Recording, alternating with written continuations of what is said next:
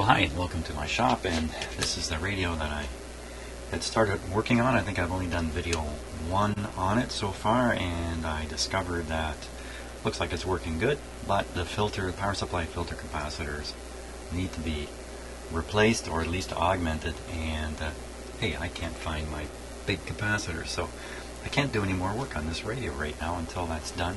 It hums far too loud to carry on doing anything else with it, so I have to go to the parts store. Doing that later today. I'll pick up the part, but I have another radio to work on, and I've seen so many of these European radios lately. I'm ready for a change, so I'm just going to haul this guy out of here and grab the other one.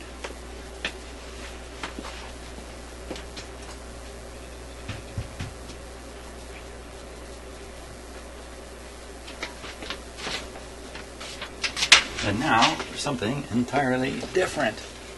Oh no, it's another one! It's another European radio. Oh boy. Now the make of the last one, the one I just took away, I couldn't figure out. It's not written anywhere on it. This one, hopefully I'll have a little better luck. In fact, let's look right now and see what we can see for the name of it.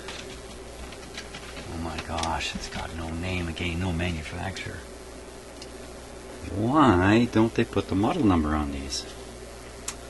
Oh, for crying out loud. The challenges of it all. Well, I'm going to check this guy out pretty thoroughly, and we'll see what needs doing on here. So, hi-fi. This is hi-fi and tone. No, hi-fi stereo. Hi-fi stereo. It looks like it has a directable antenna. Yeah. You can see it turning in the back there. Ooh, something's not feeling right. Uh-oh. Something not right there. Yikes, that's all. Okay. Okay, it didn't take long to find something, did it? These push buttons have been various tone settings. Pretty sure I've worked on one of these guys before. There's that same yellow hose on the wires here that we saw on the unnamed one I just took away. There's a magic eye here. Got one button where it's broken, unfortunately. That's too bad. The buttons are a little bit jammed here, like they're squeezed together or something. Okay. There's where the light bulb goes. This almost certainly came out of a console, and probably has a record player associated with it, and I don't have either of those. Now, let's get our close-up camera going. Oh, yesterday was a lucky day, by the way. I found my missing digital meter. Found it in a suitcase where it's been hiding for 2.5 years. So I now have 2 digital meters to work with, because this is the one I've been using most recently. You've seen a lot of. Great.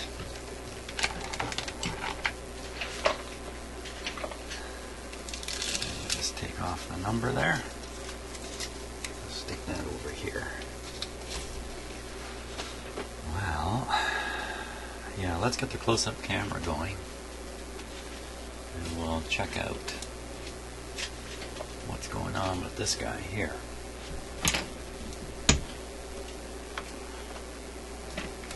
Hold on, hang on, hold on, everybody.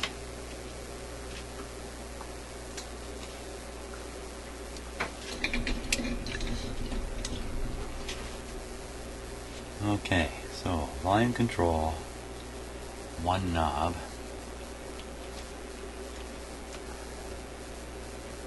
Bass off phono. Oh, it's in English. European radio, but it's written in English. Phono. SP ferrite BC. In.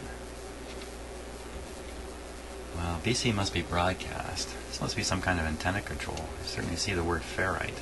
The plastic front here, it's not glass. SP. I don't know.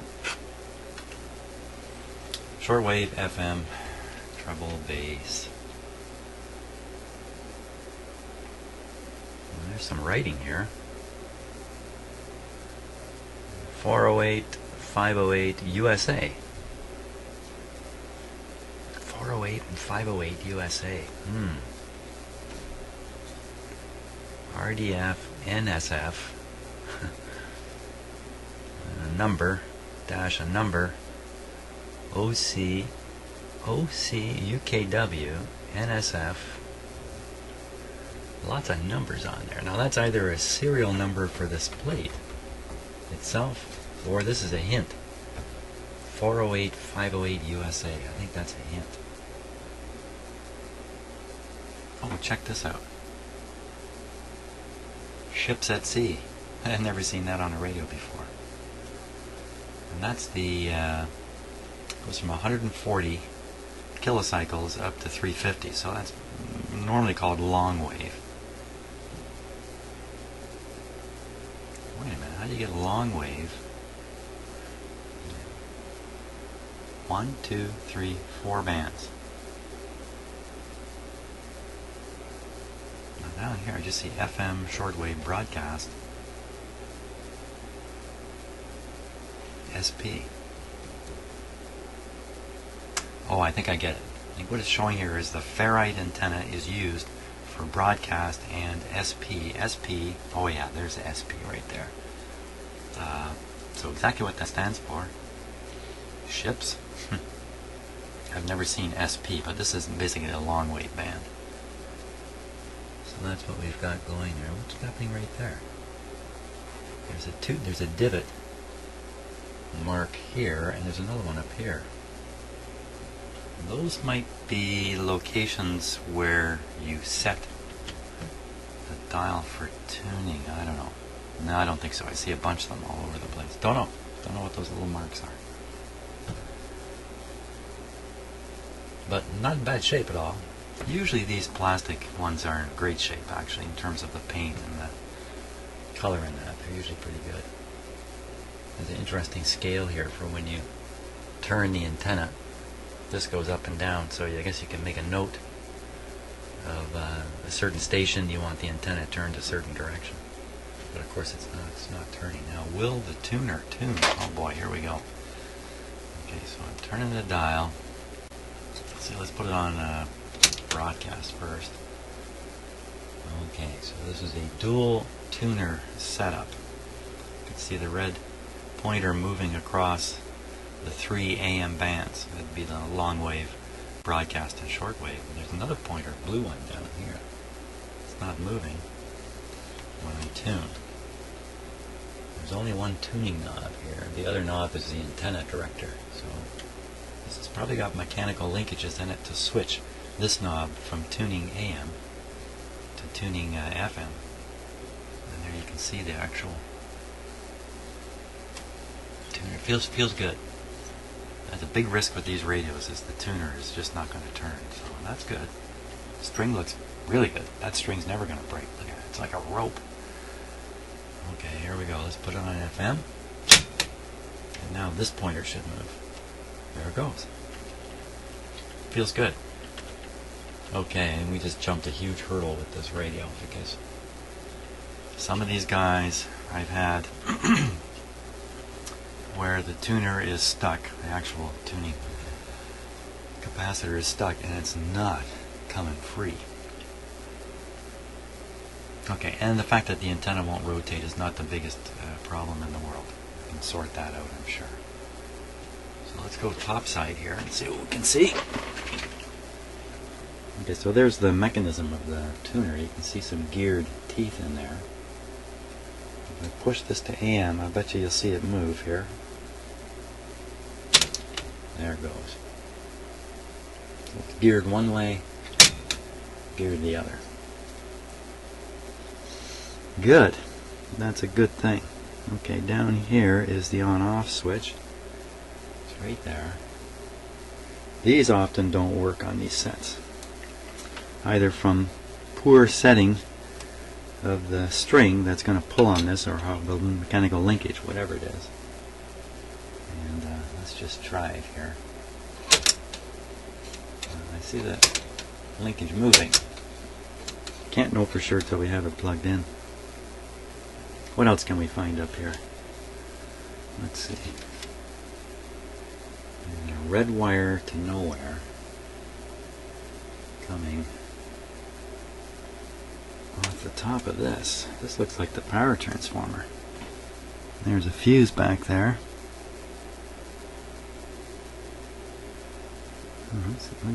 Look at what's been done with the wire here. Sorry, let me change the focus here so we can get a little closer.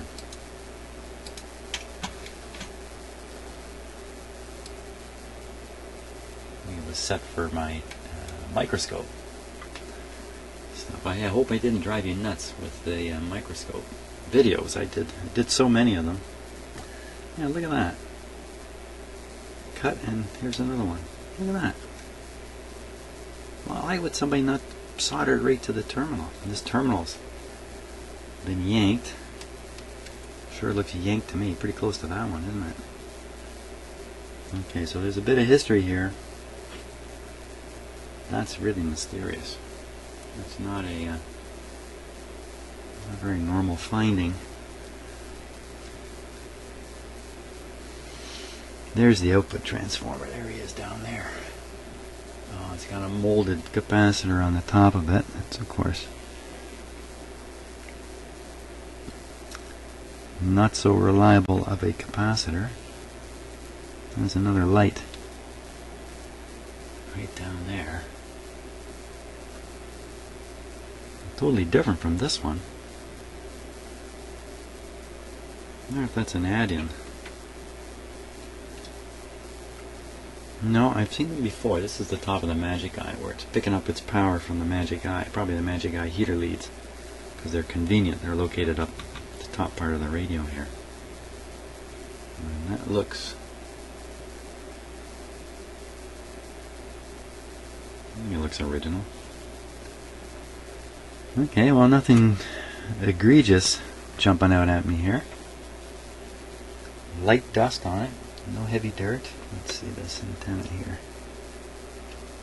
Back here are the antenna connections.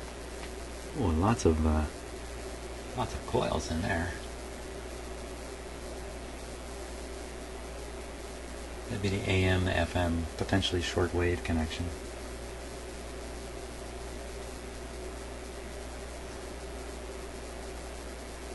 Coils and adjusters there. How am I going to get the schematic for this if I don't know what radio it is again? That coil's a little bit disrupted. Maybe that capacitor is looking pretty rough. Probably not very important though to the operation of the radio. Okay, why don't we get a look underneath this? Let's see what we can find here. So far, so good. I actually flip this around. I don't want to flip it upside down. This antenna will start taking the string. It's on a board. On a board. There's the heavy weights down here. It's got some capacitors sticking out the side here. It's got these capacitors. I stuck the note number stick it here. Those look original.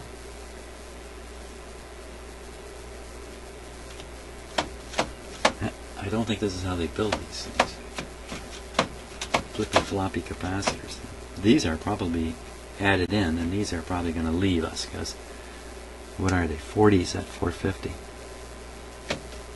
I'm almost certain to replace these guys. But they're right in the way from me standing this radio up on its end. Okay, I have to take a moment here, get this radio set up so we can work underneath it. Check it out. I should never turn off the camera because you never know what's going to happen. So first of all, I tipped it up on its side and this screw came rolling out of it. And also, the board here, I tipped it up to look at the how this board is screwed on, and it's not. It just fell off. Surprise! It's attached by a piece of wire. Oh, grounding wire. I gotta get rid of that. Yeah, it's a bit of a surprise when this board came loose because I was holding on to the radio with the board. I just assumed this thing was bolted on. Can't seem to assume anything. Okay, well at least we can see underneath now. I'm standing up here.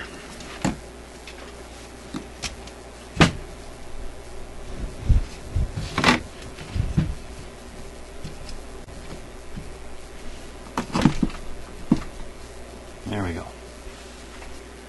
There we go. Another European style radio with parts everywhere and many parts. Many parts.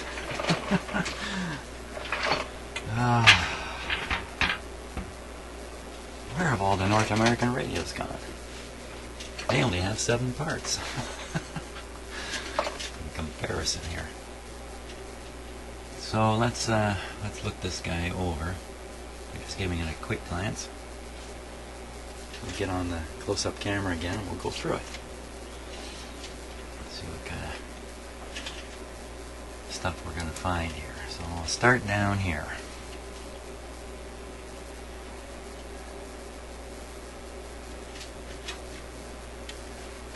Okay, and just one sec here.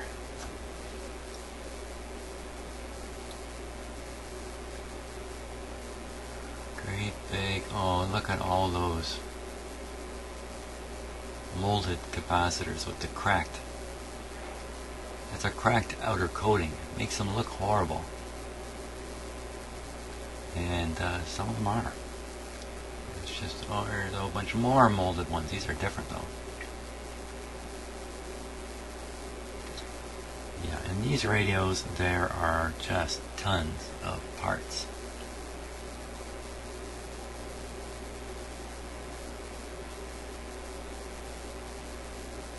Wow. Looks good though, nice and clean. Ooh. Those look like shielded wires. They look kind of funny how that's been done. Let's see, they're just not separated. So that's a shield and the lead. Almost certainly that goes to the record player. Okay, we'll just keep working our way up here.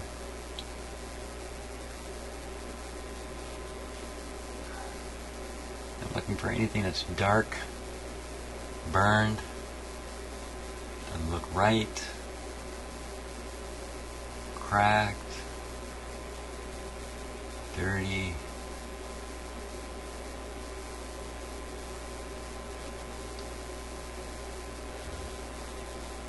Burned open resistor, overheating resistor.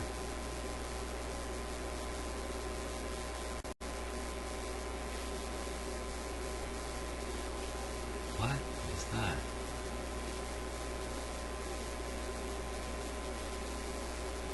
That doesn't look right at all. Oh my gosh, this is broken right off here. It's just hanging. Oh no. Where's that other wire go? Get that on camera. 1, 2, 3, 4 up. Oh no, where did this come from? Oh my gosh. Whack. There's a bit of broken plastic there. There must be a fitting I can spot or something. Oh my gosh. It's just a straight coil.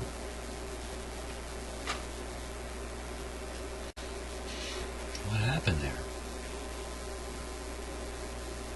What happened where? Where did it come from? I think it came from here.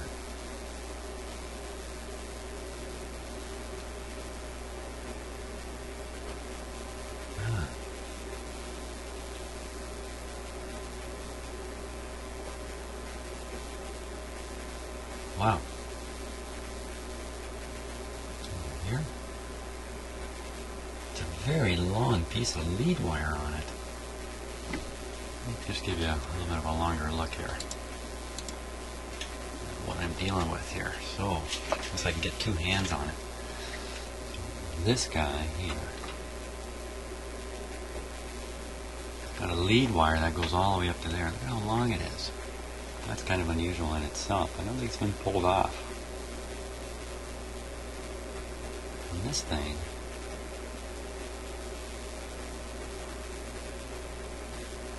where'd it come from?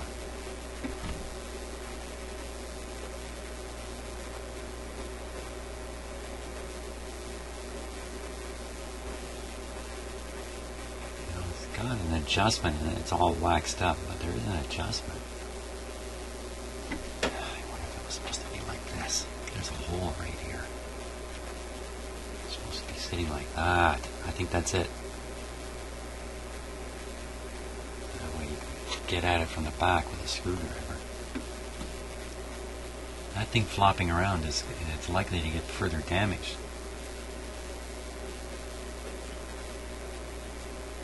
And where did the other wire come from? Oh my gosh. That's almost a showstopper in itself. Doesn't look like it's actually damaged. Can certainly glue it back into this position, that's no problem.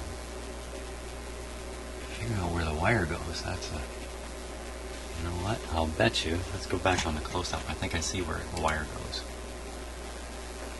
Okay, so... I think it goes right here. This terminal, this one, right above my finger there, because I can see. Still, I can see there's been a wire there, but there's no wire there now.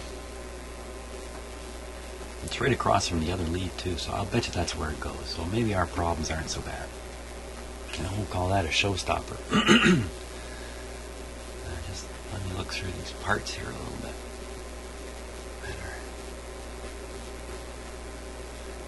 What else got knocked loose? If that got knocked loose, what else got knocked around in here?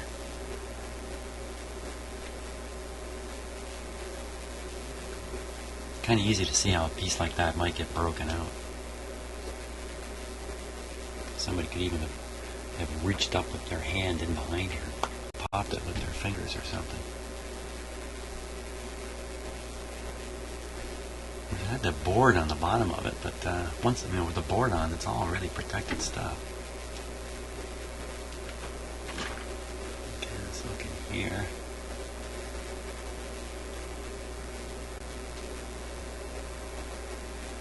A good look at the gearing mechanism in there. Let me flip the button here.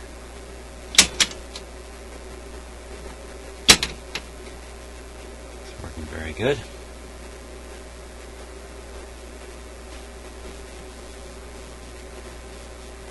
Here's our apparent problem with the antenna rotator. Can't really see it all. What might be wrong with that?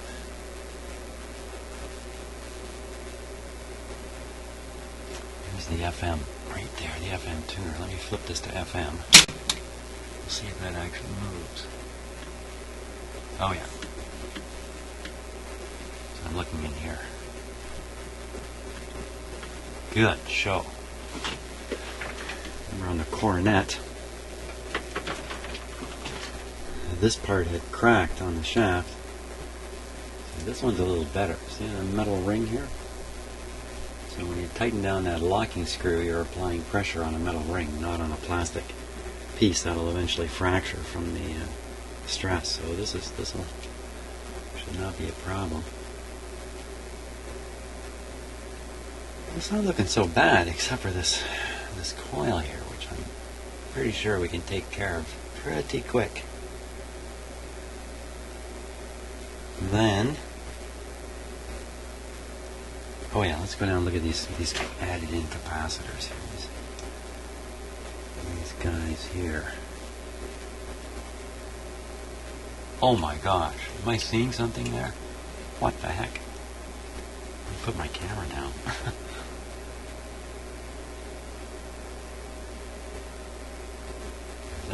That's how they connected the ground? These capacitors, is it soldered?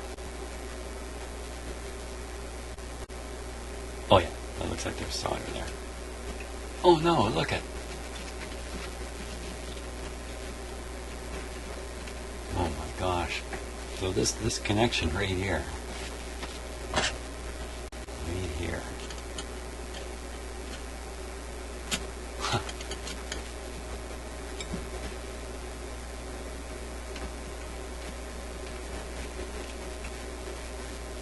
Wow.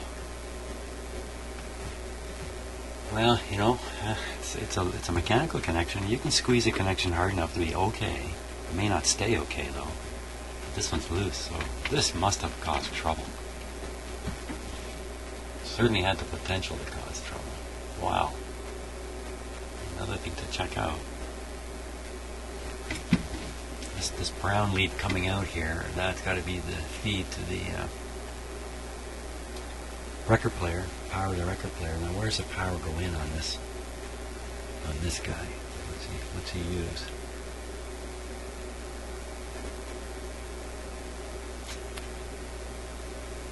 Wait a minute. Where do I hook up the power? Well, maybe it is this cord down here then.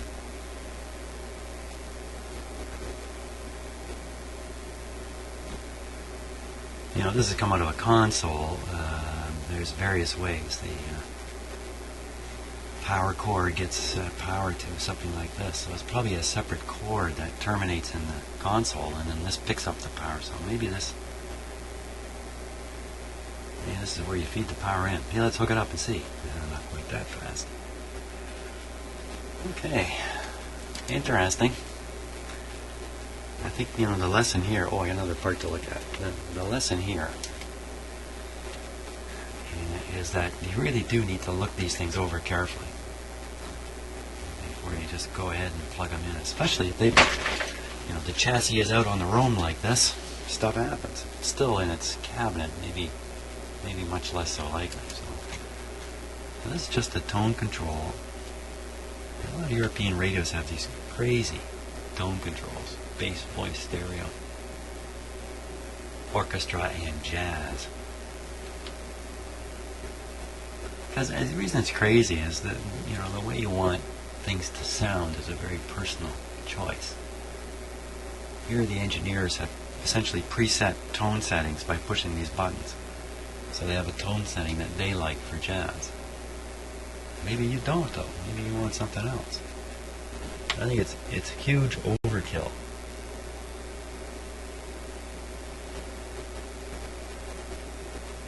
And all these capacitors they look terrible. They may be okay. Again, it's just a tone control. It's not critical to the operation of the radio.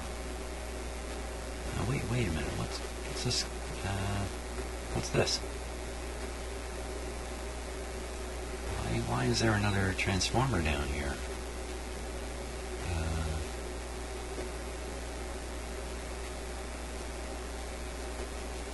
What's going on here? Because there's the big power transformer and another one up on top. What is this one? Got these wires coming off it and going right to these terminals on the back.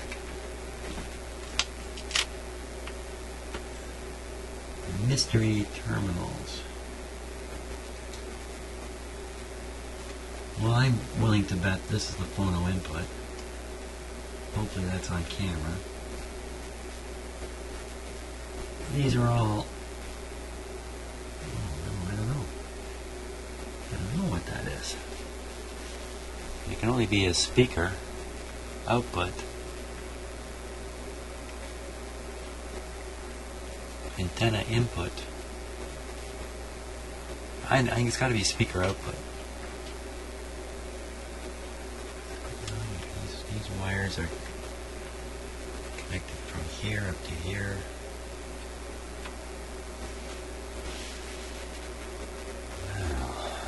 I'm not so sure what I'm seeing here. Well, we'll sort that out as we go along. So, I think the next step is to put that coil back in. Even before I turn on the radio, there's no use turning it on with this coil disconnected. So that's the project. That is the project.